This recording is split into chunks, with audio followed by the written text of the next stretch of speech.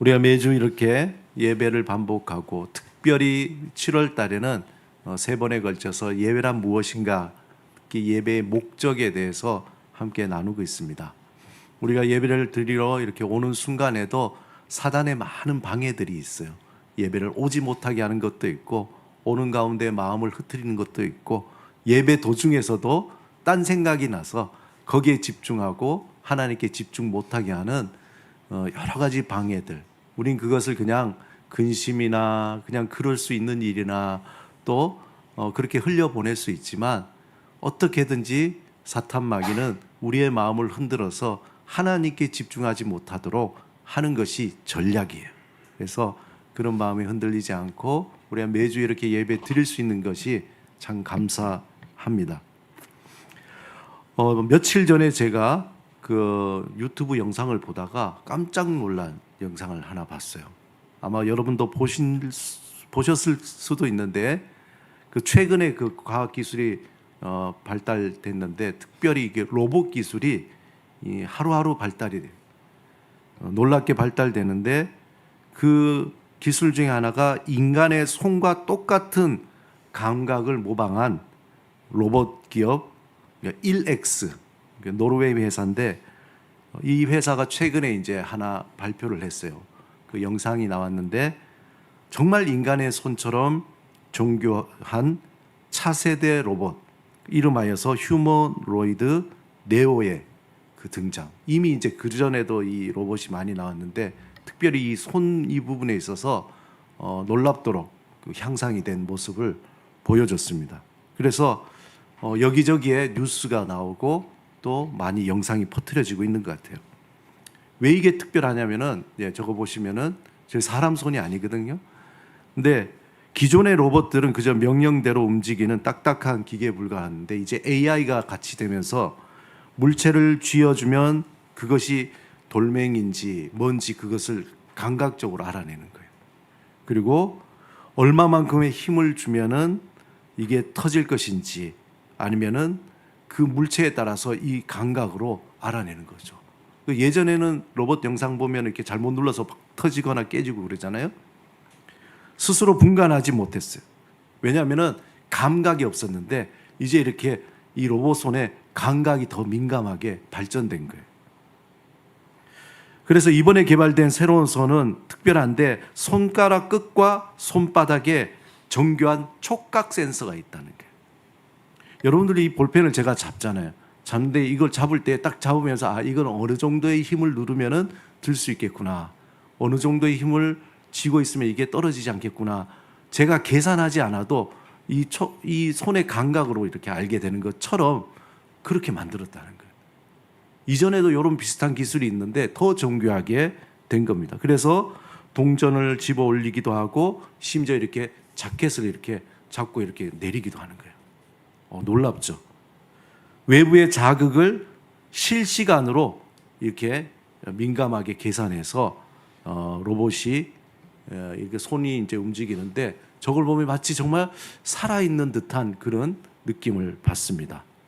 제가 아무리 얘기해봐야 여러분들 못 믿을 것 같아서 영상을 한번, 한 1분 40초 되나요? 영상을 한번 보여드릴게요.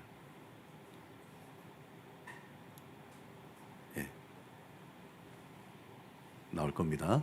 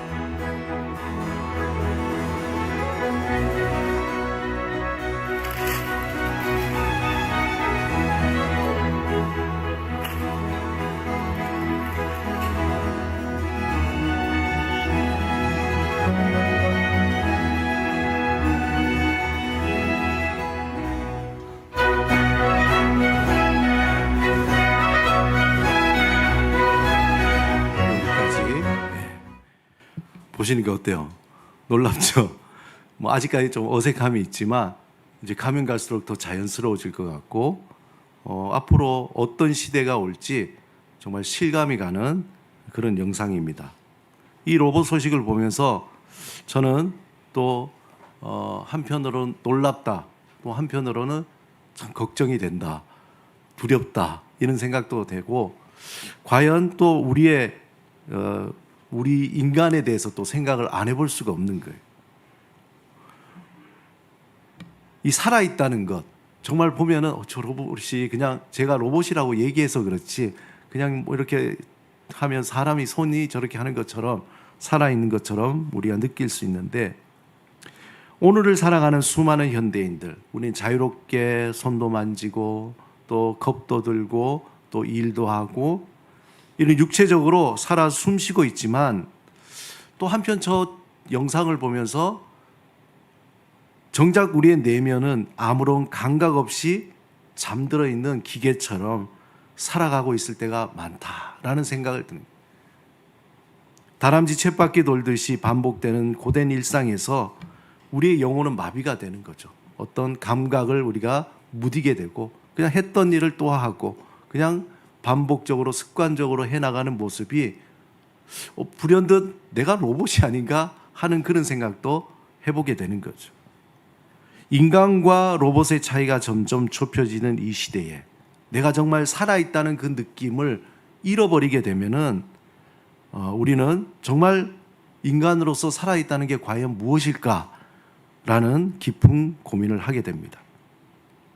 설상가상으로 우리가 살아가는 이 치열하고도 고단한 삶에서 우리가 너무나 치열하기 때문에 모든 감각을 무디게 만드는 그러한 본능적인 태도를 취합니다. 그래서 우리의 영적인 감각이 아주 민감해지면 모든 것에 대해서 우리가 관심을 가지고 또 신경을 쓰고 또 고민을 하고 살아가야 되는데 고민할 게 너무나 많다 보니까 모든 것을 무디게 만드는 거예요.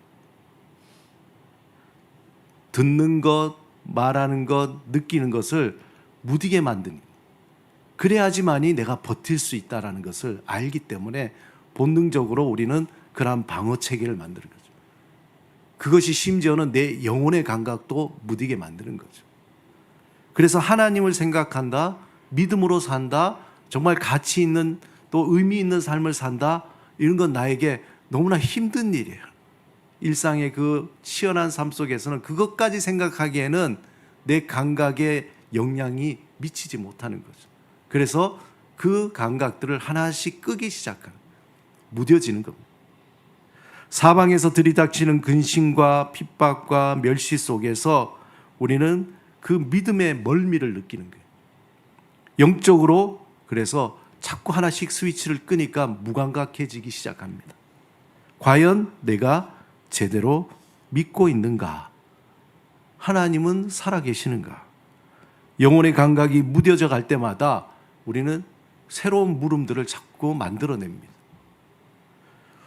바로 그런 우리들, 또 초대교회 때도 마찬가지로 우리와 같은 고민을 했던 사람에게 사도 베드로는 단호하게 오늘 본문을 통해서 선포하고 있습니다. 오늘 본문의 베드로전서는 한마디로 말하면은 소망의 편지입니다. 베드로전서 전체가. 그래서 이 편지를 받아든 초대교회 성도들은 당시에 온전히 믿음으로 살기가 너무나 힘든 핍박, 그 불가능해 보이는 그 극도의 핍박과 또 이교도의 그 유혹, 이런 환경 속에서 적대와 멸시를 당하고 있었어요.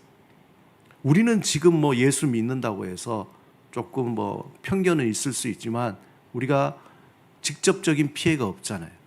멸시도 없죠. 그러나 초대교회 때는 이 사회적으로 거의 버림받은 사람들이, 무시당하고 취급받지 못하는 변방에 있는 사람들이죠. 그런 삶을 살았습니다. 베드로는 그가 이제 내가 마지막이 되었구나, 하나님의 부르심을 받을 때가 다 됐구나 직감하면서 어떻게 하면은 이 성도들을 위해서 용기와 소망을 줄 것인가 믿음 안에서 그는 이렇게 선포합니다. 베드로는 세상의 시간 속에서 살아가는 우리를 가리켜서 먼저 뭐라고 얘기하냐면 흩어진 나그네다, 그렇게 얘기합니다. 흩어진 나그네. 그런데 이 나그네는 우리가 알듯이 그냥 정처 없이 방향 없이 떠도는 나그네가 아니라 본향을 향해서, 목적지를 향해서 이 땅이 본향이 아니라는 것을 알고 걸어가는 나그네. 하나님 아버지의 그 미리 하심을 따라서 성령의 거룩하심과 예수 그리스도의 그 보혈의 능력으로 새롭게 된 존재, 그런 새로운 존재로서 이 땅을 살아가는 그러한 나그네죠. 그래서 베드로는 그 나그네를 택하심을 받은 거룩한 나그네다라고 지칭하고 있습니다. 여러분, 저와 여러분은 이 땅의 삶이 끝이 아니거든요. 이 땅의 삶은 나그네의 삶이라는, 유행가에 있듯이 인생은 나그네 길이라고 하지만 많은 사람들이 이 땅이 감각적으로 끝이 아니구나라는 것을 알고 있는, 그리고 이 땅에서는 영원히 사는 것이 아니라 죽음이라는 잠시 우리가 있다가 사라지는 그러한 곳이구나라고 예수를 믿든지 안 믿든지 감각적으로 아는 거예요. 그런데 우리는 이 땅을 살아가는 나그네지만 우리의 본향이 있는 하나님의 나라로 가는 그 목적지와 우리가 돌아갈 그 집이 있는 그러한 나그네라는 거죠. 그래서 천산병 시인이 뭐라고 그랬습니까? 소풍이라고 표현했잖아요. 이 땅에서 내가 소풍 한번 잘 재밌게 누리다가 내가 하나님 곳으로 돌아간다라고 표현했던, 이 세상은 잠시 머물다 가는 정거장과 같습니다. 정션입니다.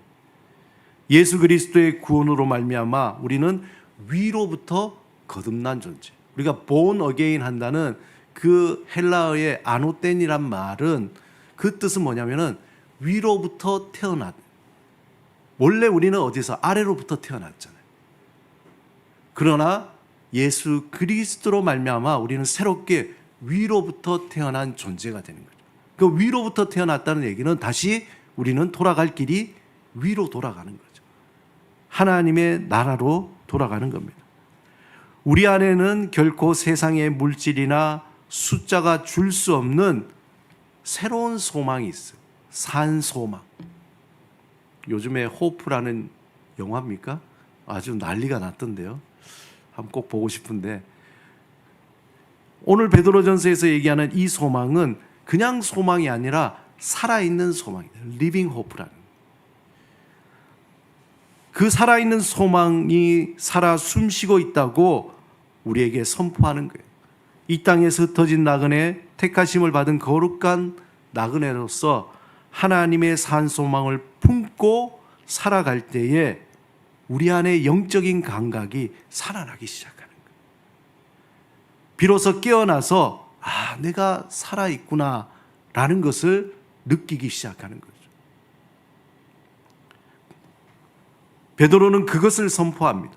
더 나아가서 베드로는 본문 3절에서 우리를 예수 그리스도의 죽으심과 부활로 거듭나게 하신 자라고 선포하면서 위로부터, 태초로부터 아담을 만들듯이 예수 그리스도 안에서 우리를 완전히 새로운 피조물로 만들어 주시는 하나님의 그 은혜 속에서 새로운 정체성을 얘기하는 거예요.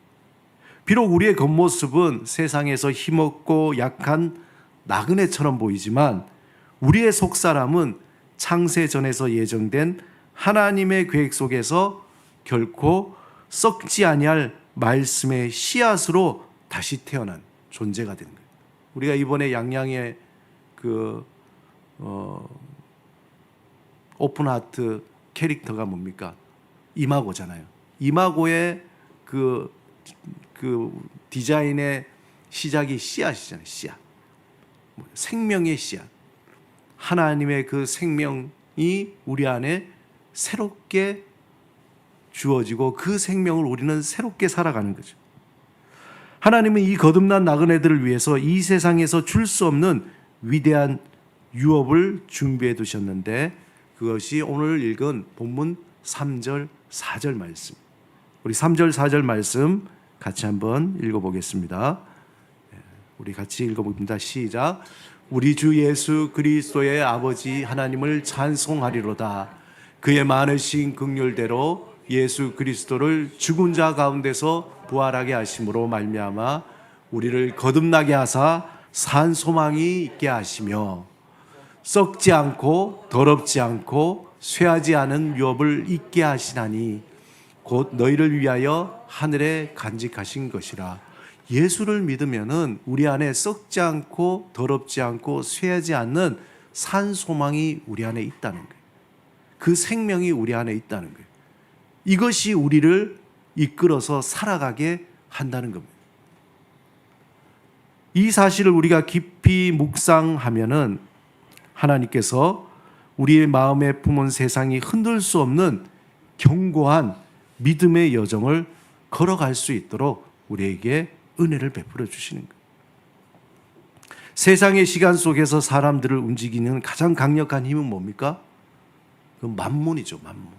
제가 지난주에 한 일주일 매일 그 수메르 문명, 그 다음에 바벨론 문명, 그 다음에 페르시아 문명, 그런 이제 그 영상들을 다큐멘터리를 하나 보니까 또 재밌어서 2개 보고 뭐 3개 보고 내가 많이 봤어요. 많이 보면서 이 극명하게 하나님의 그 역사와 이 세상의 역사에 그 극명하게 나타난 것은 하나님의 은혜의 역사와 만몬의 역사가 극명하게 드러내는 거예요.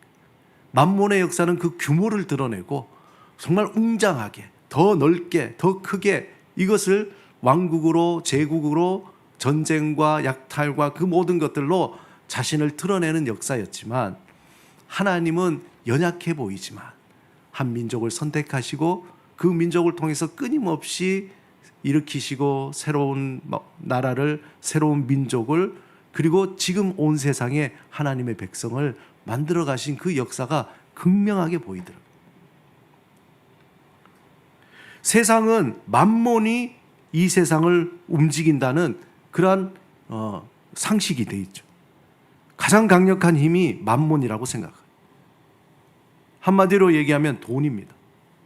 돈이면 명예도 권력도 쾌락도 다 살 수 있고 마치 돈이 없으면은 당장 죽을 것처럼 우리를 위협합니다. 그런데 놀라운 것은 그 만몬의 역사는 멸망하고 또 일어나죠. 멸망하는데 하나님의 그 연약한 그 줄기는 계속적으로 멸망할 것 같지만 다시 살아나고 썩지 않고 더럽혀지지 않고 쇠하지 않고 계속적인 하나님의 나라는 누룩과 같이 그렇게 퍼져나가고 있다는 거예요. 거듭난 나그네인 우리를 움직이는 진짜 힘은 이 땅에 썩어질 물질이 아니라 하늘에 하나님께서 약속하신 산 소망이라는 거예요. 그래서 우리는 그 산 소망이 우리 안에 품어져 있기 때문에 이것을 우리가 붙들고 날마다 살아가는 거예요. 이것이 우리의 힘이 되고 우리를 지탱하게 하는 능력이 되는 거예요. 이 소망을 품은 자는 죽을 것 같지만 죽지 않고 절망 속에서 다시 살아나고 어떤 시련에서도 다시 당당하게 일어나는 그러한 놀라운 사람들입니다. 오늘 이 시간에 이 산소망의 능력으로 여러분이 충만해지기를 주님의 이름으로 축원합니다. 여러분 안에 이 산소망의 능력이 풍성해지기를 주님의 이름으로 축원합니다. 이것을 품고 우리가 살아가야 돼. 그렇다면 우리를 위해 하늘에 간직된 영원한 유업의 그 실체가 뭐냐? 요한계시록 21장 1절에서 4절에 보면은 성경의 거대한 대단원이자 종말에 완성될 그 모습이 드러내는데 그것은 새 하늘과 새 땅이라는 우리의 본향. 언젠가 이 역사의 종말이 올 때에 주님이 다시 오시는 그날에 모든 것이 다 새로워지는 그날이 다가온다는 거예요. 그 나라는 눈물도 아픔도 저주도 사망도 없는 영원한 나라 새 하늘과 새 땅입니다.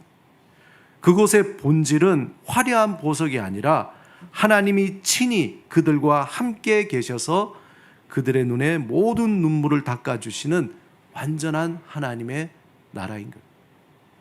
창세기 때 에덴 동산에서 시작된 하나님과 인간의 그 친밀했던 동행이 요한계시록의 새 하늘과 새 땅에서 마침내 영원히 깨어지지 않는 그 예배로서 하나님과 동행하고 하나님을 찬양하고 하나님과 살아가는 그 복된 삶을 계시록에서 그려내고 있습니다. 모든 만물이 하나님을 찬양하며 완성된 하나님 나라에서 영원토록 살게 된다는 거예요. 이전에 죽은 자도 다 깨어나고 모든 하나님의 자녀는 다 깨어나서 영원토록 살아가는 그 나라. 어떤 신학자가 하나님의 나라가 도대체 어떤 나라인가에 대해서 자기 나름대로 이렇게 얘기합니다. 하나님의 그 영원한 나라의 삶은 이 땅에서 살 때 이 순간은 정말 좀 계속됐으면 좋겠다 하는 이 시간이 지속적으로 영원히 이루어지는 것이 천국이라는 것입니다. 그 천국의 시간을 이 땅에서 맛보게 하는 그 순간이 뭐냐? 바로 예배의 시간이라는 거예요. 예배의 시간. 여러분 계시록에 보시면은 모든 백성의 삶이 주님을 찬양하고 예배하는 삶입니다. 하나님이 우리를 예배자로 부르신 것은 괴로움과 고통으로 가득한 이 세상에서 천국의 삶을 사는 훈련을 하기 위해서 우리를 부르신 거예요. 우리는 여기에 잠시 있다 가는 그러한 나그네잖아요. 매주 공동체 예배를 통해 함께 누리며 또 개인적으로 여러분들이 예배를 통해서 천국의 삶을 누리는 연습을 하는 거예요. 연습. 그 예배의 삶을 좀 더 깊이 일상의 삶의 자리까지 확대해서 우리가 기쁠 때나 슬플 때나 고난이나 절망의 자리에서도 우리는 예배하는 그러한 삶, 그것이 이루어지도록 하나님께서 우리를 부르시고 연습시키고 또 부르시고 우리 은혜 주시고 또 부르시고 이렇게 해서 세우셔서 우리를 진정한 참된 예배자로 만드시려고 하는 거예요. 다시 오실 주님을 바라보며 종말론적인 믿음으로 산 소망을 품고 오늘을 견뎌내는 그 사람이 바로 하나님이 찾으시는 참된 예배자라는 거예요. 여러분 성경 전체가 선포하는 가장 복된 자가 바로 하나님을 예배하는 자입니다. 그 삶 속에 진실로 살아있는 삶, 창조적인 삶, 감사와 기쁨과 억지로 삶을 살아가는 것이 아니라 산 소망이 나를 이끌어서 살아가는 거예요. 내가 사라지네. 소망이 나를 이끌어주네. 그렇게 나의 힘이 아니라 하나님의 은혜와 하나님의 소망으로 내가 매일매일 사라지는 삶을 사는 거예요. 우리는 어떻게 억지로 내가 살려고 하잖아요. 거기에서 자유케 하시고 사라지는 삶으로 우리를 변화시키는 것입니다. 산 소망을 품고 예배자로 사는 것이 이 땅에서 복된 삶을 누리는 삶의 원리입니다. 이 말을 여러분들이 깊이 깨달았으면 좋겠어요. 한번 따라합시다. 산 소망을 품고 예배자로 사는 것이 이 땅에서 복된 삶을 누리는 원리입니다. 이것에 여러분 집중하세요. 이것에 관심을 가지고 그 외의 것들은 다 버리시기 바랍니다. 그러면 날마다 우리 안에서 하나님이 나를 통해서 생명의 삶, 창조의 삶, 하나님의 소망의 삶을 만들어 가시는 거예요. 사랑하는 여러분, 우리에게 허락된 올해 남은 시간 동안 지나간 후회와 다가올 미래의 두려움은 다 십자가에 내려놓으시기 바랍니다. 우리는 비록 이 땅을 걸어가는 나그네이지만 하늘의 영원한 유업을 품은 거듭난 선택받은 나그네라는 거예요. 우리 하나님께서 이 믿음의 여정의 길에 우리를 홀로 두지 않으세요. 우리를 이끌어 가십니다. 연약한 육신을 치유하시고 우리의 가정과 자녀와 또 일터를 신실하게 하나님께서 보호해 주십니다. 이 확신을 가지고 장차 맞이할 새하늘과 새 땅의 완벽한 예배를 오늘 나의 삶의 자리에서 살아가도록 힘을 쓰고 애쓰는 예배자의 삶을 사시기 바랍니다. 미리 하나님의 그 나라의 그 삶을 맛보면서 살아가시기 바랍니다. 그래서 매주 또 매일 온전한 예배를 드림으로 영원한 현재를 누리는 가장 복된 참된 예배자가 되시기를 주님의 이름으로 축원합니다. 우리 함께 말씀을 생각하시면서 이 시간 침묵으로 기도드리겠습니다. 우리 안에 산소망을 주신 그 하나님께서 또 날마다 순간마다 참된 예배자로 살아가기를 우리를 초대하고 있습니다. 그 초대에 우리가 응답하며 이 땅 가운데서 나를 살리는 것은 만몬이 아니라 오직 예수 그리스도 안에 있는 산 소망임을 알고 의지하며 그 산 소망을 품고 하나님을 예배하는 참된 예배자로 살아가기를 우리 결단하며 이 시간 침묵으로 기도드리겠습니다.